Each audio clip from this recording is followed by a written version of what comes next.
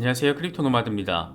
어쩌면 비트코인 역사에 있어서 한 획을 긋는 사건이 펼쳐질지도 모를 그런 한 주의 막이 올랐습니다. 비트코인의 흐름은 심란합니다. 44,000달러 위에서의 지지에 어려움을 보이고 있고, 좀 더 크게 바라보면 40,000달러에서 45,000달러 사이의 박스권에서 정신없이 오르내리면서 시장을 흔들고 있는 모습입니다. 그만큼 비트코인 현물 ETF 승인 이슈를 앞두고 확신과 불안 사이를 오가고 있는 가격 흐름이라고 바라볼 수 있는 부분입니다. 과연 비트코인 현물 ETF가 1월 10일에 진짜로 승인이 될 것인가? 이와 관련해서는 여러 가지 이야기들이 곳곳에서 쏟아지고 있습니다. 블룸버그 애널리스트는 현물 ETF 승인 가능성을 기존의 90%에서 95%로 상향 조정했고, 여러 외신들도 1월 10일 승인 전망 이렇게 날짜를 박아서 기사를 내놓고 있습니다. 물론 정반대 이야기를 하는 내용들도 이어지고 있는데, 미국 SEC가 승인 지연을 위한 의도적인 시간 끌기 전술을 사용할 수 있다라는 전망을 비롯해서 비트코인 현물 ETF가 거대한 폰지 사기라는 그런 비판적인 이야기들도 나오고 있습니다. 과연 어떤 결과로 이어질 것인가 궁금증을 남기는 부분인데, 우리 같은 개미들이 마음 쫄리지 않고 생각해야 하는 부분은 설사 비트코인 현물 ETF가 이번에, 그러니까 1월 10일에 승인되지 않더라도 3월에서 6월 사이에는 승인될 가능성이 아주 많이 매우 높고, 공교롭게도 4월에는 비트코인 반감기가 자리하고 있다라는 점, 이렇게 여러 재료들을 종합적으로 바라볼 필요가 있다라는 점도 함께 고려하시면 더 좋을 것 같습니다. 저희 채널에서는 멤버십 프로그램을 진행하고 있습니다. 멤버십 라이브, 멤버십 전용 채팅 공간을 통해서 투자 이야기 또 사는 이야기를 나누면서 나름의 멘탈 케어 도구로 잘 구축되고 있습니다. 임원급 회원 이상으로 회원 가입을 해주시면 라이브와 채팅 공간에 참여하실 수 있습니다. 저 역시 전체 공개 영상에서 직접 언급드리지 못하는 내용들과 관점들을 멤버십 라이브에서는 공유를 하고 있습니다. 아마도 초보자 분들은 실제 투자에 있어서 직접적인 도움을 받을 수 있지 않을까 생각되고, 든든한 마음의 동료들을 만날 수 있는 공간이기도 합니다. 물론 저희 채널의 운영에 있어서도 직접적인 도움이 되는데, 평소 저희 채널을 통해서 도움을 받고 있다라고 생각하시거나 채널의 장기적인 발전을 바라는 분들께는 멤버십 가입을 통한 채널 후원을 부탁드리겠습니다. 그럼 이번 영상 시작하겠습니다. 비트코인의 흐름은 어질어질합니다. 44,000달러 위에서 지지를 좀 받아주나 싶으면 다시 그 아래로 쏟아버리고 있는 상황이 반복되고 있는데, 그렇다 보니까 좀 더 큰 관점에서는 40,000달러에서 45,000달러 사이 박스권에서 오르내리는 횡보 상황이 이어지고 있습니다. 비트코인 현물 ETF 승인을 둘러싼 정서가 그만큼 불안정적이라는 점도 함께 느낄 수 있는 그런 부분입니다. 공포 탐욕 지수는 하루 전과 동일한 71을 기록하면서 탐욕 단계가 이어지고 있습니다. 비트코인 도미넌스는 소폭 반등하면서 54% 전후에서 자리하고 있는 그런 상황입니다. 현재 비트코인의 흐름과 관련해서 코인텔레그래프의 기고가 라케시 우페드히에는 비트코인의 흐름이 어지럽지만 그래도 일간 차트를 기준으로 상승 삼각 패턴 안에 자리하고 있다는 것은 긍정적이라고 진단했습니다. 만약 44,700달러 위에서 종가 마감이 될 경우 49,178달러 패턴 목표, 그 이후에는 52,000달러까지 상승 추세 다음 단계를 시작할 수 있다. 반면 삼각 패턴이 깨질 경우에는 40,000달러를 거쳐서 37,980달러까지 하락할 수 있는데, 황소들은 이 구간을 적극적으로 지키면서 방어할 가능성이 높다, 이렇게 분석을 했습니다. 또 다른 분석가 알리의 경우에는 42,560달러에서 43,245달러 사이에서 비트코인 111만 달러 규모가 매집됐고, 아직 매도되지 않아서 강력한 지지라인에 해당한다라고 진단했습니다. 비트코인이 이 수준 위에 자리하고 있다면 추가 상승을 막을 만한 큰 저항은 없을 것이다. 하지만 이 구간을 지키지 못할 경우에는 다음 중요 관심 구간은 26,770달러에서 32,220달러로 하락할 것으로 예상된다. 이렇게 다소 무시무시한 숫자를 제시하기도 했습니다. 물론 지금 단계에서 비트코인은 어지러운 흐름을 보이는 것 같아도 여기서 언급하고 있는 핵심 지지라인 위에서는 잘 자리하고 있습니다. 크립토 위자드의 경우에는 비트코인 현물 ETF 승인 이후에 만약 매수 수요가 약할 경우에 대한 전망을 제시했습니다. 수요가 약할 경우에는 5만 달러에서 5만 2천 달러까지 로컬 탑을 찍고 다시 4만 달러 초반으로 하락 조정을 받는 상황이 일간 차트에 표시가 되어 있는데, 이 양반은 더 깊은 하락은 패닉에 빠질 때가 아니라 거시적 관점에서는 축적을 위한 선물이다, 이렇게 설명을 했습니다. 설사 이번에 가격 폭락이 나오더라도 올해 곳곳에 포진해 있는 긍정적인 재료들이 넘쳐난다라는 얘기를 지금 맥락적으로 이야기하고 있는 겁니다. 과연 비트코인 현물 ETF는 진짜 1월 10일에 승인이 될 것인가? 먼저 긍정적인 이야기들은 꽤나 전폭적으로 쏟아지고 있습니다. 그동안 1월 10일 이전 비트코인 현물 ETF 승인 가능성을 90%로 제시했던 블룸버그의 ETF 전문 애널리스트 에릭 발추나스는 비트코인 승인 확률을 90%에서 95%로 상향 조정했습니다.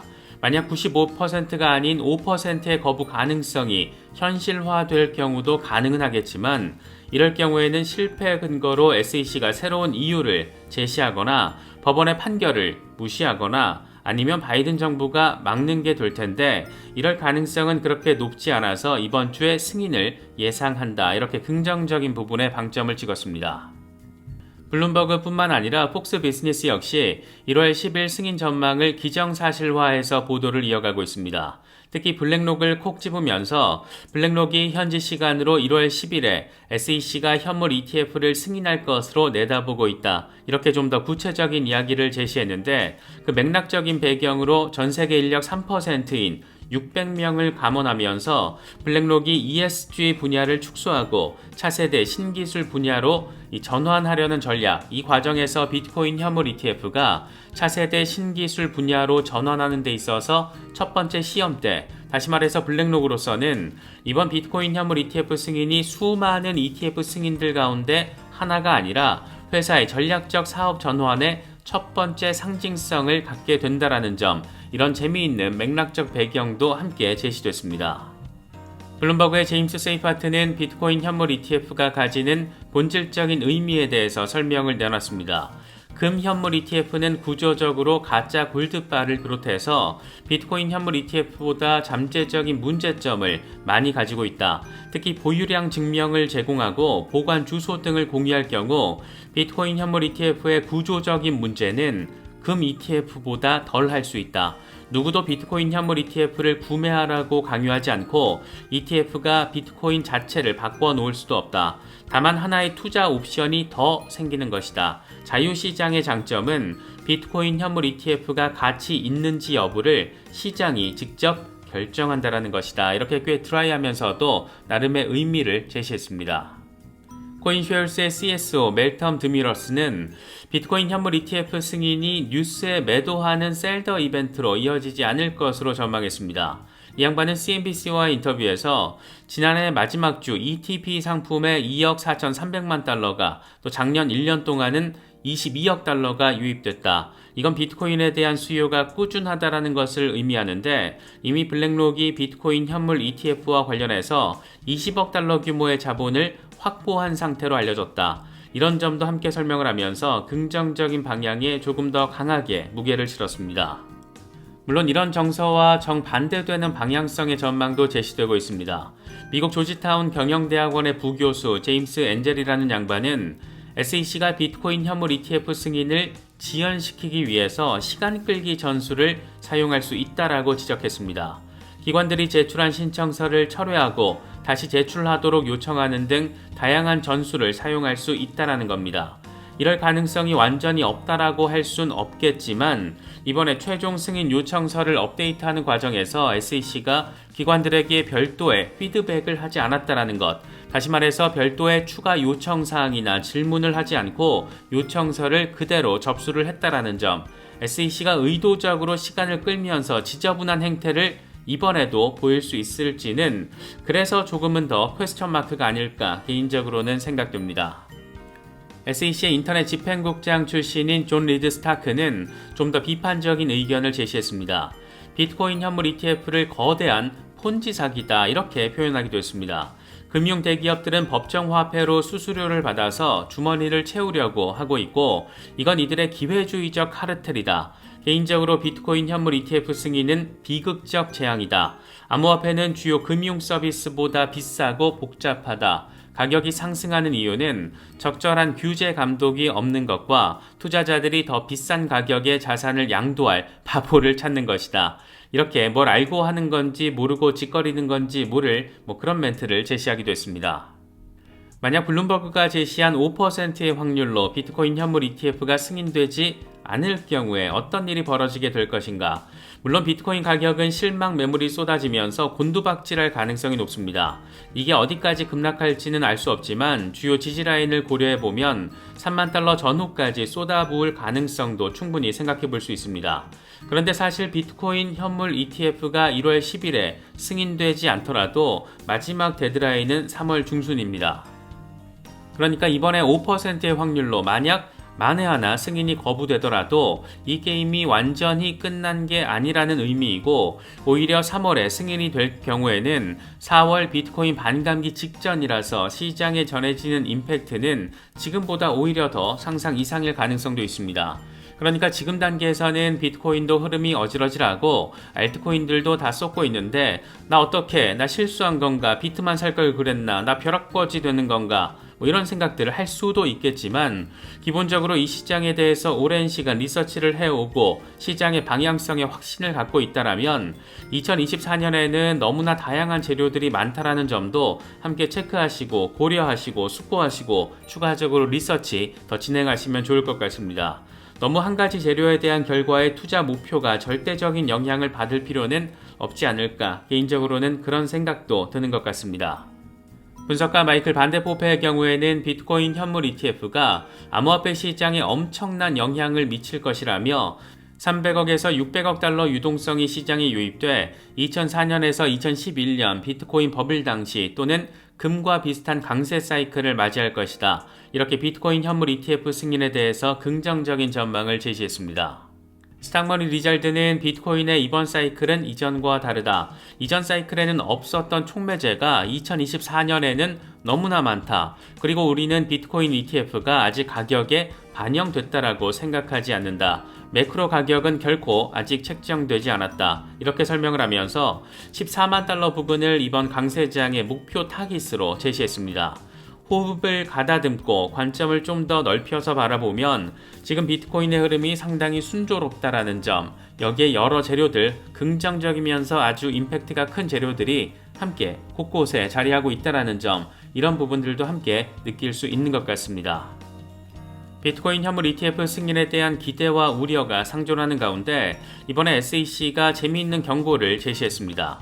디지털 자산에 대한 포모를 경계해야 한다, 이런 경고문을 올린 건데, 다른 사람이 특정 상품을 산다라는 것이 당신에게도 좋은 기회를 의미하는 것은 아니다. 뭐가 더 적절하고 투자의 목적이 무엇인지 숙고해야 한다. 이런 내용입니다. 하필 왜 지금 타이밍에 이런 경고문을 제시한 걸까? 아무튼 재미있는 조직입니다.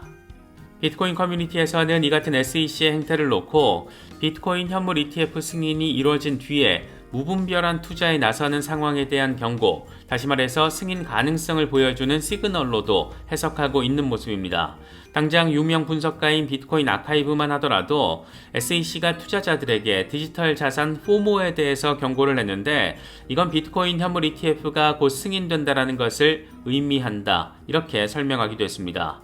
결과를 예단할 수는 없지만 아무튼 지금 굉장히 흥미로운 국면을 지나고 있는 것만은 분명해 보입니다. 요즘 비트코인 현물 ETF 승인 이슈만큼 관심을 받고 있는 게 비트코인 도미넌스 상황입니다. 승인 이후 가격 급등세가 나와준 뒤 차익 실현 매물이 나올 경우 자연스럽게 비트코인 도미넌스가 빠지면서 알트코인들로 자금 유입이 이루어지는 그런 시나리오에 대한 주목도가 높아지고 있기 때문인데, 이와 관련해서 분석가 매튜 하일랜드는 비트코인 도미넌스가 주간 종가까지도 강세를 보이고 있는데 지금 반전 패턴이 나오고 있다는 점을 설명을 했습니다. 그러니까 도미넌스가 연중 최고치를 찍으면 이후 상황을 예단하기 어려울 수도 있지만, 지금 보합세를 보이다가 도미넌스가 50% 아래로 훅 빠질 경우에는 알트 시즌으로 이어질 수 있는 상황, 그 가능성을 지금 차트를 통해서 하고 있다는 점 해석할 수가 있습니다. 비트코인이 조정을 받으면서 알트코인들 역시 상당한 수준의 변동성을 보여주고 있는데 암호화폐 미디어 코인게이프가 변동성 장세 속에서 주목할 만한 알트코인 3종을 선정했습니다. 알트코인의 변동성이 극대화하는 수준이라서 최적의 진입 시점을 선택하는 것이 중요해졌다. 이런 부분도 함께 설명을 하면서 첫 번째로는 폴리곤, 매틱을 선정했습니다. 최근 고점 1.1달러에서 하락해서 현재 0.83달러 부근에서 거래가 되고 있는데 이더리움 레이어2 프로젝트로서 폴리곤은 보조금 지급 등 웹3 네트워크 활성화를 위한 노력을 키우고 있다. 이렇게 설명을 했습니다. 적절한 매수 타이밍으로는 피보나치 0.786 되돌림 수준인 0.8달러 부근을 제시했습니다. 두 번째로는 최근 2.1달러 최고가를 찍고 지속적인 하락세를 보이고 있는 아비트럼을 제시했는데 하락세가 심화될 경우 1.3에서 1.4달러 지지라인까지 후퇴할 수 있다라며 관심을 가질만 하다라고 설명했습니다. 아비트럼을 선정한 배경으로는 네트워크에 스테이킹된 총 자산 가치 TVL이 레이어2 프로젝트 가운데 처음으로 100억 달러가 넘어섰다라는 점을 함께 제시했습니다. 마지막으로는 체인링크를 선정했습니다. 체인링크는 여러 차례 우리가 짚어봤지만 실물자산 토큰화 이슈와 관련해서 직접적인 역할을 할 수 있는 프로젝트이고 현실 세계의 데이터를 블록체인 영역으로 옮겨오는 링크 역할을 한다는 점에서 사실상 경쟁 프로젝트가 없다. 이런 평도 받고 있는 프로젝트입니다. 코인게이프는 체인링크가 17.66달러 고점 이후에 지금 14달러 부근에 자리하고 있다라며 장기 추세선을 유지할 경우 새로운 상승을 기대할 수 있다라고 설명했습니다. 물론 코인게이프가 제시한 나름의 매수 가능 시점은 비트코인 상황에 따라서 완전히 무너질 수도 있다라는 부분 존재하기 때문에 늘 그렇듯 신규 매수를 단행할 때는 리서치 빡세게 하고 엄청 신중하게 진입 시점을 결정해야 합니다. 리플과 관련해서는 꽤 의미 있는 소식이 전해졌습니다. 그레이스케일이 디지털 라지캡 펀드에 XRP와 아발란체를 이번에 추가한 것으로 확인됐습니다. 이게 지금 상당한 관심을 받고 있는 것은 그레이스케일은 리플이 소송을 당하자마자 XRP 신탁을 해산했기 때문입니다. 그런데 소송이 지금 긍정적인 방향성을 보여주고 있는 그런 상황에서 라지캡 펀드에다가 XRP를 추가했다라는 것. 이건 다시 말하면 비트코인 트러스트가 비트코인 현물 ETF로 전환된 뒤에 XRP 역시 현물 ETF로 출시되는 가능성, 이렇게 해석될 수 있는 부분입니다. 지금 현재 그레이스케일 디지털 라지캡 펀드에 담긴 종목들을 보면 비트코인이 69% 수준으로 가장 많고 이어서 이더리움이 21% 비중으로 2위, 다음으로 솔라나, XRP, 에이다, 아발란체가 뒤를 잇고 있습니다. 그레이스케일이 XRP와 아발란체 이렇게 주목하고 있다라는 점, 그레이스케일은 비트코인 현물 ETF 전환 승인을 앞두고 있다라는 점, 이런 부분들 참고하시면 좋을 것 같습니다. 요즘 리플 XRP 시세는 참 아쉽게 느껴지지만 리플랩스가 추진하고 있는 비전적인 혁신은 여전히 전폭적입니다. 소송 리스크가 마무리된 이후 XRP에 대한 긍정적인 기대감을 갖기에 충분하지 않을까 생각되기도 하는데 리플이 이번에 기업 확장의 목표를 1조 5천억 달러 규모의 IT 산업이라고 밝히면서 주목받고 있습니다. 리플은 최근 가트너 조사 결과를 보면 전 세계 IT 서비스 관련 지출은 1조 5천억 달러에 이를 것으로 예상되는데 인재 확보에 어려움을 겪는 기업들은 글로벌 인력을 활용하기 위해서 해외 진출 기회를 모색하고 있다. 이에 따라서 국경 간 결제 수요도 증가하고 있지만 전통 결제 시스템의 느린 속도와 비싼 비용, 불투명한 거래 문제는 블록체인 기반의 국경 간 결제의 필요성을 부각시키고 있다.